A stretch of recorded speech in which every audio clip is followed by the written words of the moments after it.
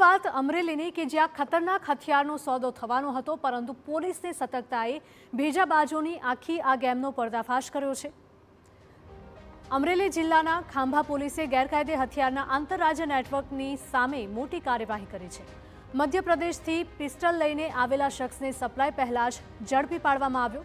પોલીસને ખાનગી બાતમી મળી હતી કે અન્ય રાજ્યમાંથી ઘાતકી હથિયાર લઈને એક શખ્સ ખાંભા વિસ્તારમાં આવી રહ્યો છે, જેના આધારે પોલીસે વોચ ગોઠવી મધ્યપ્રદેશના આરોપીને ઝડપી લીધો છે। તપાસમાં સામે આવ્યું કે આ પિસ્ટલ સંજીવ કુમાર ગુડલાવાળાએ આપી હતી અને હવે પોલીસ સંજીવ કુમાર સુધી પહોંચવા કવાયત કરી રહી છે।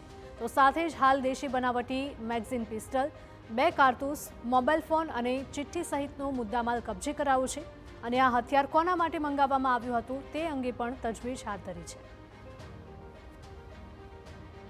અને જ્યારે એમની પાસેથી ચેક કરવામાં આવ્યું ત્યારે એમની પાસેથી એક વગર લાયસન્સની દેશી બનાવટની મેગઝીન વાળી પિસ્ટલ, 2 લાઈવ રાઉન્ડ, 1 મોબાઈલ અને 1 ચિઠ્ઠી મેળવવામાં આવ્યા હતા।